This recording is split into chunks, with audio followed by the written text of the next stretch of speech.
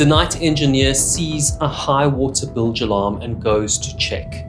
He opens the watertight door to the auxiliary machinery space and sees a wall of water pouring in from the rudder room.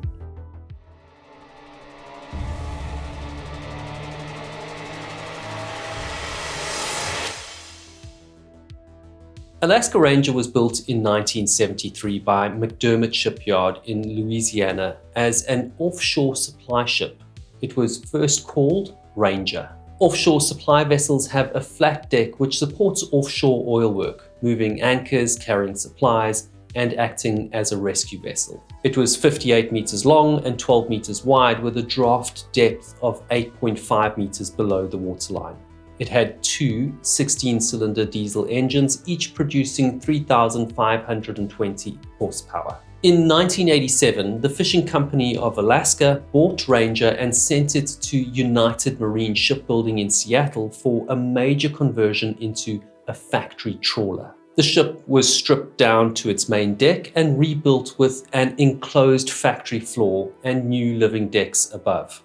Steel plating on the sides was raised by 2 levels to cover the new structure. Extensive fishing gear was added, including a stern ramp, gantry tower, and trawl systems. After almost 2 years, in May 1989, it relaunched as Alaska Ranger and joined Alaska's growing fleet of factory trawlers. Many trawlers in Alaska were converted supply ships. Even though they were designed and built for the relatively calmer and warmer waters of the Gulf, the oil industry had a surplus of vessels, and changes in rules governing fishing vessels made them an affordable option. Fishing Company Alaska's factory trawlers and about 20 others in the Bering Sea and the Aleutian Islands were part of the Amendment 80 fleet, which started in 1982. Amendment 80 is a fishing program that controls quotas, conservation, and sustainability.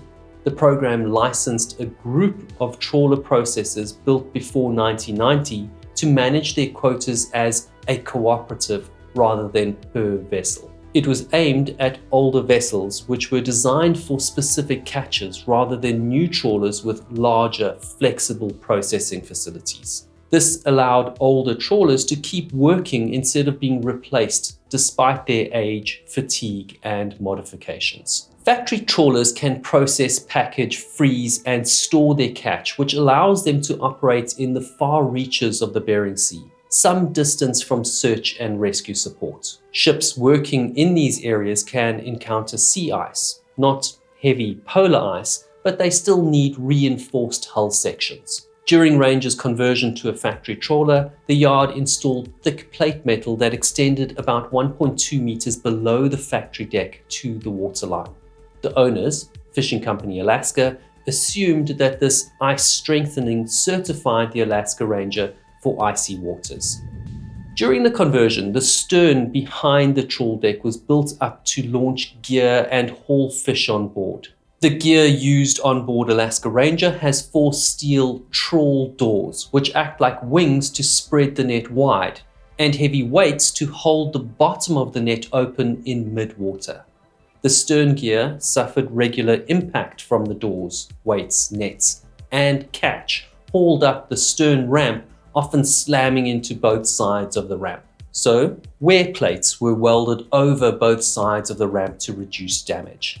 Those plates, welded over existing metal, left small gaps between the ship's structure and the new plates at the very back of the vessel, which is called the stern void or the outer transom. The stern void is a sealed space that provides buoyancy for the vessel. It's inspected from the outside and from the inside to confirm its integrity. In 1991, Alaska Ranger added quart nozzles to boost fuel efficiency. A quart nozzle is a duct around the propeller that improves efficiency at slow speed and shields the edges of the propeller blades. Alaska Ranger used 2 conventional spade rudders, one behind each propeller, operated from the wheelhouse by an electro-hydraulic system. Each rudder stock sat in a watertight trunk running from the bottom hull plating below the rudder room. The base of each rudder trunk was welded to the hull. Ranger used hydraulic controllable pitch propellers. The normal propellers you automatically think of have a fixed pitch. The vessel reverses direction through a gearbox that changes the direction the propeller spins. Controllable pitch propellers adjust the angle of each blade, so water is pushed one way or the other as the propeller blade changes angles. Positive pitch moves the ship forward, negative pitch moves it in reverse, while the propeller shaft spins in the same direction. Alaska Ranger's controller pitch propeller used an electro-hydraulic control system operated from the bridge. Originally, each propeller had one electric pump and one pump driven mechanically by its engine. The electric pump was the primary and the mechanical pump was the backup. The mechanical pumps were damaged in late 1989 and were replaced with electric pumps. Repairing the originals was costly and the parts weren't available. From then on, each propeller ran with 2 electric pumps. But if the electrical power was lost, the propellers automatically shifted to their natural state, which is full reverse or negative pitch. Normally, ships like this have redundancies that operate on different systems, mechanical or electrical. Fishing Company Alaska was fully aware of the configuration and its drawbacks. In 1988, during sea trials, Alaska Ranger went astern for 15 seconds after the hydraulic pumps were shut off while the vessel was moving ahead. In May 1996, while docked with engines running, a power loss sent the controllable pitch propellers from 0 to negative pitch. The ship moved astern and struck Alaska Warrior, which was moored behind Ranger. In 2003, the same thing happened again. The ship backed into another vessel after the propellers shifted from neutral to reverse because the chief engineer hadn't engaged the electric hydraulic pumps before starting the main generators. In a situation like that where the ship starts moving backwards, I think my natural instinct would be to push the throttle forward, which would make the situation worse. It's counterintuitive. Alaska Ranger needed multiple stern repairs over its life. A fractured weld in the starboard aft ballast tank was repaired in 1996. In December 2001, damage was found on both sides of the transom, which needed full reinforcement, and the stern ramp was leaking. The repetitive action of raising and lowering the trawl doors in the fishing gear caused fractures in the outer transom plating. Over the years, it deteriorated, and by September 2004, water flowed freely between the port and starboard ballast tanks. In December 2004, the centerline bulkhead was repaired. It was re-welded in January 2005 and again in October 2005. At the same time, the shipyard added a doubler plate to the outer transom. A doubler plate is an additional steel plate welded over a weak spot, like patching a rusted car panel. But doubler plates can focus stress in an area that's already weak. They can trap moisture and hide the condition of the original metal underneath. A photo taken in 2005 during repairs showed water leaking from the stern voids where the plates were welded. In April 2007, leaks were found, but not the cause or the exact location. Major work with the new doubler plates and repairs on both sides of the outer transom was logged in November 2005 and again in November 2007. As part of the head and gut fleet, Alaska Ranger had a major exemption.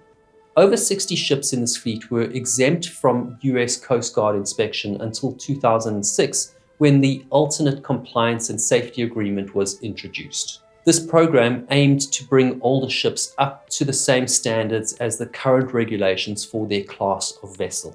In March 2007, the Coast Guard issued new guidance for commercial fishing vessels, splitting them into 3 categories: fishing vessel, fish tender, and fish processing vessel. The new guidance required updated compliance and certification. In January 2008, the Coast Guard reported only 7 vessels were fully compliant. The Seattle Coast Guard office ran the program for the head and gut fleet, and only 1 inspector did most of the exams, which meant the Coast Guard didn't know the state of most of the vessels. At the end of February 2008, they issued a 30-day blanket extension for applicants who hadn't met requirements and asked owners to report any outstanding work. Alaska Ranger's records show planned maintenance to bring the vessel up to the current standards and communication with the inspector. But there were still questions about the state of the aft ballast tanks, which couldn't be properly inspected from the inside or the outside of the vessel. In November 2007, Alaska Ranger, Alaska Juris, and Alaska Warrior went into dry dock at Yamanishi Shipyard in Japan for repairs, factory modifications, and the Coast Guard's dry dock and internal structural exams. The Marine officer who inspected the aft port tank on Ranger said access was poor. He called it a maze, and inspection holes were so small all he could do was shine a flashlight through to check for obvious signs of decay.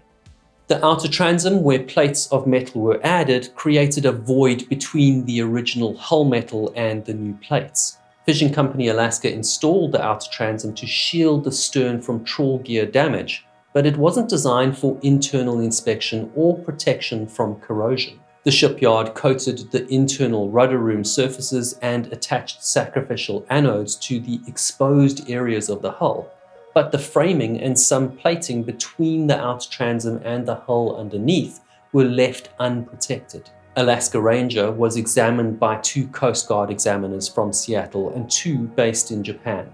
They used ultrasonic hull gauging to measure the thickness of the metal, but they had no data on the original plate thickness for comparison, so they averaged readings to estimate the thickness. They didn't take readings of the stern wear plates and inner plates of the stern voids, nor the interior or exterior plates of the stern ramp, even though drawings showed interior stern plates were accessible from the aft ballast tanks. The exam specifications required gauging the thickness of internal areas of the fore and aft tanks, but the lead inspector said there's no reason to take shots on the stern because there's a wear plate back there. He skipped the inspection of the area with the least access and where most of the maintenance had accumulated. There were other repairs to the stern. Maintenance logs recorded other doublers, corroded weld seams, and fractures in the main frame.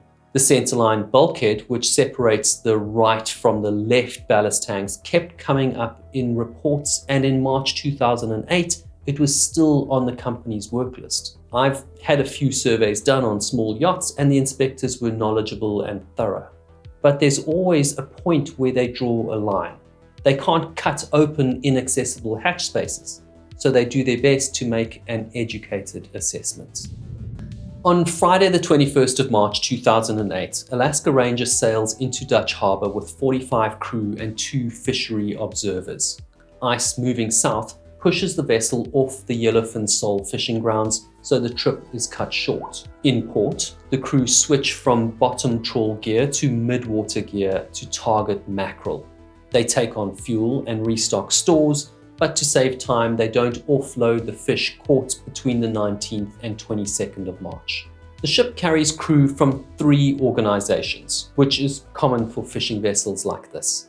Fishing Company Alaska supply 40 crew members, including 2 deck officers, 3 engineering officers, 2 cooks, 1 steward, and 32 factory workers. 5 crew members are Japanese nationals employed by North Pacific Resources, a US arm of Anyo Fisheries, which have an exclusive deal to buy all the catches from Fishing Company Alaska. Their fishmasters are on board to make sure the right species are targeted. They have a huge influence on operations, often leading to altercations on board Fishing Company Alaska vessels between US and Japanese crew. Factory crews rotate 3 teams that work 12-hour shifts with 6 hours off. 2 groups on duty while the factory runs around the clock. Conditions are harsh and experience ranges from years to just days. 1 factory worker joins in Dutch Harbour right before sailing. I've sailed in rough weather, not in this region, but I wouldn't want to work on a fishing ship like this. I like to think I'd be okay with the sailing, but I can't imagine working below deck gutting fish all day. It's brutal work. Some factory workers also serve as bosun or deckhand, working on deck during fishing and in the factory as needed. The Japanese chief engineer manages refrigeration, hydraulics, and factory systems. The other Japanese technicians help with fishing and maintenance. The season runs from the 20th of January to October, with target species changing throughout the year. Sea ice typically forms in the North Bering Sea as late as November, when seawater reaches about minus 1.7 degrees Celsius until around June. Seawater freezes at minus 1.8 degrees Celsius. Fishing Company Alaska's operations manager believes the hull is ice-classed with its reinforced steel above and below the waterline, and so they sail in seasons when the ship will encounter sea ice. Fishing Company Alaska operated 7 Alaska vessels at the time: Patriot, Spirit, Pioneer, Warrior, Victory, Juris, and Ranger. 65-year-old Captain Jacobson holds multiple licenses. He's worked for Fishing Company Alaska since 1985. He was mate on 4 Fishing Company Alaska ships and became Master of Alaska Ranger in March 2008. The mate, Silvera, is 50 and also holds a master's license. He served as master or mate on all 7 Fishing Company Alaska vessels. He joined Alaska Ranger as mate in March 2008. From 2007, 65-year-old Chief Engineer Cook served on Alaska Patriot and Alaska Victory. He moved to Alaska Ranger in January 2008 and supervises 2 assistant engineers on rotating shifts. Fishmaster Kono-san sailed on Alaska Ranger from 2005 as the Japanese company Anyo's representative. 2 NOAA observers boarded the vessel between the 4th and the 19th of March to monitor operations and collect catch data, which is used to manage over 40 US fisheries.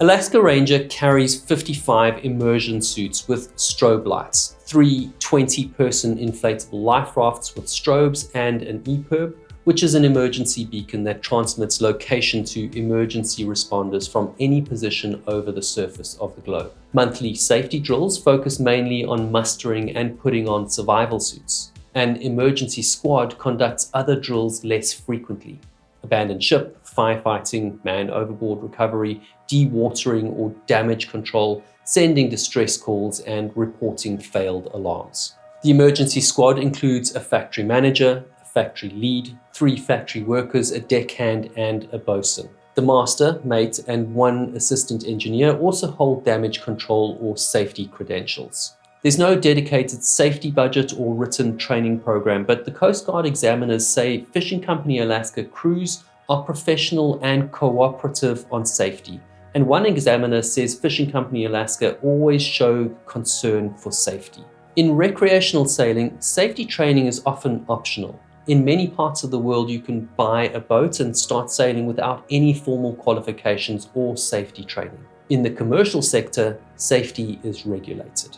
Shortly after midday on Saturday, the 22nd of March 2008, Alaska Ranger leaves Dutch Harbor for Petrel Bank, about 500 nautical miles due west, to fish for mackerel. At 12:36, the wind is from the northwest at 15 knots with gusts up to 27 knots, and visibility is about 1.75 nautical miles with light blowing snow. The air temperature is about minus 4 degrees Celsius, and the water is between 0 and 2 degrees Celsius. The National Weather Service forecast shows deteriorating weather conditions with gale and freezing spray warnings. Winds building to 40 knots with gusts to 55 knots, sea swell up to 4 meters, more snow, and heavy freezing spray through Saturday night into Sunday the 23rd. Fishing Company Alaska's operations manager says the transit to Petrel Bank takes about 2.5 days. Crew usually rest en route and watch movies when they're not sleeping. At 1900, the night engineer relieves the day engineer and the mate relieves the captain on deck.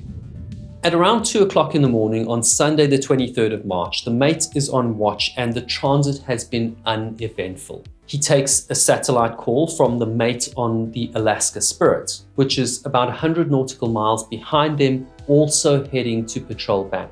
They chat for about 25 minutes with no mention of any concerns. In line with the forecast, the weather has worsened, with average waves near 2.5 meters and occasional waves up to 5 meters. Below deck, the situation is not calm.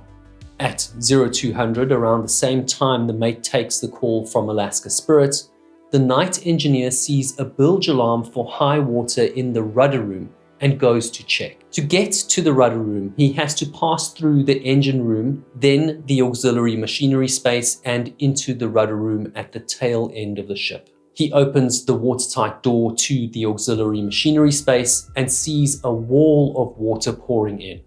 The rudder room is behind the auxiliary machinery space, and the ramp room is above the rudder room. It's not clear if the water is coming from the ramp room or the rudder room.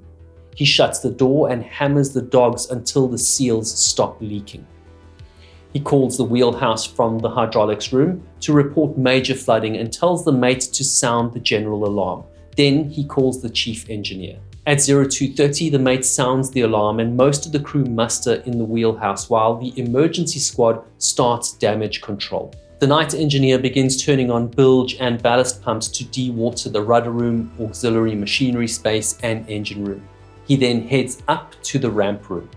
At the aft end of the ship, on the factory deck, both watertight doors to the ramp room are open. It's almost knee-deep in water. The emergency squad brings in a portable emergency pump from the workshop, but before they can get it started, the night engineer and the Japanese chief engineer tell them to muster at the wheelhouse and get ready to abandon ship. The two engineers go into the ramp room, which is flooding steadily, and try to find the source of the flooding water. They hear transformers popping as water reaches the electrical panels. The engineers shut one of the ramp room's two watertight doors and another door between the workshop and ladder well to avoid the risk of electrocution. The Japanese chief engineer reports to the fishmaster, who sends him and a Japanese technician back to the engine room several times to check the level of flooding. They can see water rising quickly in the engine room bilge, even though the bulkhead hatches are sealed. At 0236, the stern or the back of the ship is riding low in the water but isn't yet under. The ranger's mate calls Alaska Spirit again and calmly says, "Come this way, we're taking water in the rudder room." He asks Spirit's mate to contact the Coast Guard, the Fishing Company Alaska office in Dutch Harbor, and any other fleet he can reach. Spirit's mate makes several calls over a satellite phone. Alaska Ranger is over 100 nautical miles west of Dutch Harbor and more than 50 nautical miles from the nearest land. Spirit is almost 100 nautical miles behind, but Alaska Warrior is closer at 35 nautical miles on the same track as Ranger. At 0242, Spirit calls Warrior about the situation, and Warrior heads for Ranger at 10 knots, about 3.5 hours away. At 0246, Alaska Ranger sends its first mayday, and Coast Guard Station Kodiak answers immediately. The crew give their exact coordinates and stay on the air while the Coast Guard pass the case to the Rescue Coordination Center Juneau at 0254. They tell the crew to manually activate their EPIRB, which is their emergency beacon. At 0258, the Coast Guard start 5-minute check-ins while the command center launch 2 aircraft and diverts the Coast Guard cutter Monroe with its HH-65 Dolphin helicopter. On board Ranger, most crew muster at the wheelhouse and don emergency suits while the emergency squad engages in damage control. Headcount isn't easy to record with thick gloves on the immersion suits, and the muster sheet is out of date, but the factory leader still accounts for everyone. Because of noise and smoke, the captain moves the muster to the weather deck, and the chief cook rotates small groups inside to warm up. The stern keeps dropping lower in the water until waves wash over the transom and sweep nets and gear off the trawl deck. The daytime engineer hears the chief engineer report a lost rudder and that they need to abandon ship. At 0310, almost an hour after the first sign of trouble, the bridge tells the Coast Guard they've lost a rudder. With the main engine still running, the night engineer and captain go to assess the flooding in the engine room. The captain doesn't want to be dead in the water. The ship's electrical power fails at around 0330. Emergency lights come on and the main engines keep turning, but the vessel starts driving astern under its own power. As the electrics fail, the controllable pitch propeller defaults to its natural negative pitch state and reverses the direction of travel. The seas build to almost 8 meters and the ship takes a hard, sudden starboard list to the right of the vessel, which keeps getting worse. The captain and night engineer don their suits, and at 0402, the Alaska Ranger tells the Coast Guard they'll abandon soon. A C-130 launches from Kodiak, almost 700 nautical miles away, and an MH-60 Jayhawk helicopter launches from St. Paul, about 200 nautical miles away. The Coast Guard cutter Monroe sails at 30 knots from about 110 nautical miles out with its HH-65 helicopter to launch when it comes into range. Each helicopter carries a pilot, co-pilot, flight mechanic, and rescue swimmer. The Alaska Warrior is closer than Monroe and is expected first on scene. The starboard list continues to deepen, so the crew deploy the 3 life rafts. But because the ship is driving backwards, the life rafts drift forward past the bow. The chief cook tears the palms of his immersion suit gloves trying to pull a life raft alongside. At 0416, the bridge tells the Coast Guard that the crew will stay on board. Their life rafts are lost. As the ship drives backwards, more water is forced through the stern, which accelerates their problems. Less than 10 minutes later, 2 people go overboard as the starboard list hits 45 degrees. Air temperature is about -9 degrees Celsius with 26 knot winds and heavy snow.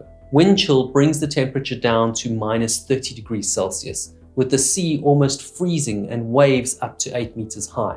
At 0423, people start jumping into the water. 7 minutes later, the Jayhawk helicopter from St. Paul comes into radio range.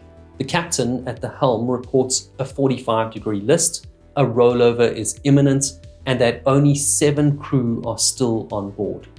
40 people are in the water. The Jayhawk establishes communication with Alaska Warrior about 11 nautical miles east and closing, but still an hour away. When the Jayhawk arrives at 5:05, almost 3 hours after the start of the incident, it can't find the ship. Alaska Ranger sinks in 1,800 meters of water. The helicopter flies towards bright strobes they think are life rafts, but find dozens of smaller strobes from people in their immersion suits. They make contact with a life raft by handheld VHF. Some of Ranger's crew have made it safely into a life raft and are okay, so the helicopter prioritizes people in the water. The rescue swimmer deploys and they hoist 2 people together, then 6, then another pair, then 3 more, reaching 13 survivors, which maxes out their capacity. With no rescue vessel on scene, they recover the swimmer and fly to Alaska Warrior to lower the survivors. At 0604, they find Warrior doesn't have a safe open deck space, so they redirect to the cutter Monroe, further out but within range. Monroe launches its Dolphin helicopter at 0555, leaving the flight deck clear, but the deck is designed for the smaller HH-65, not the larger HH-60. At 6:20, the HC-130 search and rescue aircraft arrives overhead and starts counting strobes. It coordinates the helicopters and guides Warrior to the life rafts. At 6:33, the smaller Dolphin helicopter lowers its rescue swimmer into the water, hoists 3 survivors one by one, recovers the swimmer and moves to another group. The group waves them toward another pair who need more urgent help. The rescue swimmer finds the day engineer helping an unresponsive crew member. He starts to put the unresponsive man in the rescue basket, but through a combination of heavy weather, poor visibility, and the urgency of low fuel, the flight mechanic starts to hoist before the victim is completely in the basket. When it reaches the helicopter, the victim is still hanging halfway outside the basket. Water in his suit means he's too heavy to pull into the cabin. As the mechanic turns to find a blade to cut and drain the suit, the man slips and falls more than 12 meters back into the sea. The rescue swimmers already moved about 65 meters towards the day engineer to prep him for pickup and can't find the fallen crew member in the waves. It's very easy to lose sight of another person in the water. There are times where you don't see the boat for minutes because you're riding out of sync in the trough or peak of the swell. At 6:44, the Jayhawk reaches the cutter Monroe and lowers 12 survivors one at a time to the deck. They're taken to the mess deck for triage. The Jayhawk reports 13 rescued over the radio, but deck crew count 12. This mismatch isn't passed to the search and rescue coordinators in Monroe's control center. Because the HH-60 can't land on Monroe's small helicopter deck, after clearing survivors, the crew set up in-flight refueling. They pass a fuel hose with a special adapter up on the hoist. The flight mechanic connects it to start the flow and sends the hose back down after refueling. As the cutter nears the search area, it takes over on-scene command from Rescue Coordination Center Juneau. The smaller Dolphin helicopter still on the scene of the accident is also low on fuel. It drops a small life raft near 3 survivors, leaves its rescue swimmer with people in the water, and returns to Monroe. At 7:26, Alaska Warrior arrives. Victims in the life raft can't climb the rescue ladder in the rough seas, so Warrior uses its crane and a harness to lift all 10 people on board to safety. The larger Jayhawk helicopter cuts its refueling short so Monroe can close the distance to the Dolphin helicopter, which is critically low on fuel. The Jayhawk has enough fuel to continue the rescue. The Dolphin lands on Monroe with 5 survivors. The Jayhawk reaches the scene around 0800 and Warrior recovers a second life raft with 12 more survivors. The Jayhawk picks up 4 more people, retrieves the Dolphin's rescue swimmer, an unresponsive victim, and then confirms all 3 life rafts are empty. They deploy a datum marker buoy to track drift and head towards Monroe. At 0907, the Jayhawk arrives with 4 survivors. It lowers the survivors and both swimmers to Monroe, but the mate is unresponsive and can't be revived. At 9:55, the Dolphin takes off again with its swimmer. The Warrior recovers 3 unresponsive victims: the captain, the chief engineer, and the crew member who fell from the helicopter. None survive. At 10:12, the rescue center head count shows 22 survivors on board Monroe. With the Warrior's 25, a total of 47 crew are accounted for, and the Coast Guard Command suspends the search. At 1100, the Dolphin is recalled to Monroe and the Jayhawk departs for St. Paul. Monroe and Warrior steam together toward Dutch Harbor. At 12:15 in the afternoon, the Rescue Coordination Center realized one person is missing after matching survivor names from Monroe and Alaska Warrior. The Japanese fishmaster is unaccounted for, and Monroe actually has 21 survivors, not 22. They resume the search immediately with Monroe, another Hercules HC-130, and the Dolphin HH-60. Alaska Spirit, Alaska Victory, and Alaska Juris later arrive to help search, while Alaska Warrior continues toward Dutch Harbor. The Coast Guard calls off the search the following night at 21:12 on Monday the 24th of March, but the fishing company Alaska ships stay on scene to continue their own search. A total of 42 of the 47 crew were rescued with varying degrees of hypothermia. 4 were recovered deceased: the master, mate, chief engineer, and a factory worker. The fishmaster was never found and presumed dead. With the ship resting in 1,830 meters of water, investigators from the NTSB and Coast Guard relied on testimony, service records, and company documents to piece together the timeline of events. Both the NTSB and Coast Guard said the exact point of flooding in the stern would likely never be known, but the testimony and maintenance history created a comprehensive picture.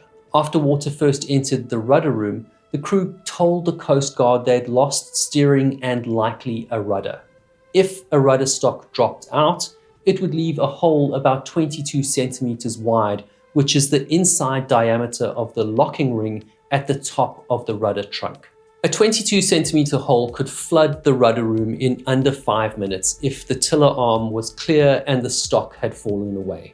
which matches the night engineer's account of hearing the alarm and seeing a wall of water. But losing the rudder was just a symptom of a worn-out stern rather than a single cause. Amendment 80 discouraged replacing old factory trawlers, allowing aging ships to keep working hard in the Bering Sea, pushing tired hulls past their prime. When you add in earlier inspection exemptions, this created another hole in the Swiss cheese model that could have been closed years earlier. But inspection exemptions didn't mean the vessel was never examined. Alaska Ranger had multiple surveys and safety checks during its life. The Marine Board agreed the flooding began in or near the rudder room, but they say it was unlikely the rudder was lost because it would have loosened gradually over hours or days, creating noise and vibration that should have been noticed during normal rounds. No one reported hearing cracking, hammering, or impact noises, nor feeling vibration or steering issues before the flooding started. Both investigations stopped short of identifying the exact point of flooding, but the Coast Guard's analysis showed certain bulkheads and decks weren't watertight, which would allow progressive flooding from one compartment to another. Alaska Ranger would have survived if the flooding was contained to the rudder room. Even flooding the ramp room, generator room, aft machinery alley, and workshop, the vessel could still have remained afloat. But once water reached the engine room and overwhelmed the pumps, the loss was inevitable. Investigators concluded that progressive flooding through the stern caused the sinking. But the NTSB added that the ship's uncontrolled movement astern contributed to the number of deaths.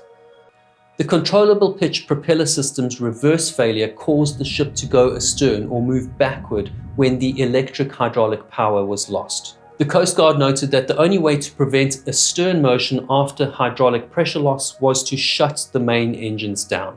The pilot house had remote emergency engine shutdowns tested in January 2008 with the previous captain and night engineer. But the current captain and mate weren't there for that test. They only joined the vessel between January and March. Despite that test, both engineers later testified that they thought only the engine room crew could stop the engines. When the ship went astern during the sinking, the captain was caught off guard. By then, entering the engine room wasn't safe, which meant the remote shutdowns were the only option.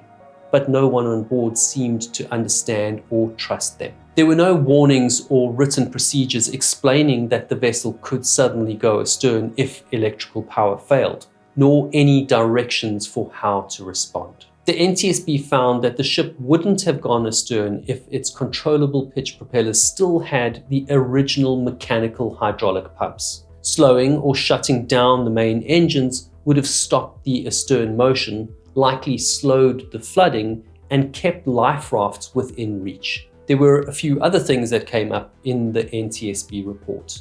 Crew sometimes sleeping or drinking on the job despite Fishing Company Alaska's zero tolerance policy. The toxicology report for the deceased captain, mate, and chief engineer showed they were sober, but the survivors weren't tested. A 2006 vessel survey valued Alaska Ranger at about $5.5 million, with a replacement cost of roughly $15 million. No salvage or remote inspection of the wreck was ever carried out. In 2016, Alaska Juris sank because of poor watertight integrity that allowed the engine room to flood. By early 2017, Fishing Company Alaska shut down and sold its remaining assets. To watch another disaster, click the video on screen now.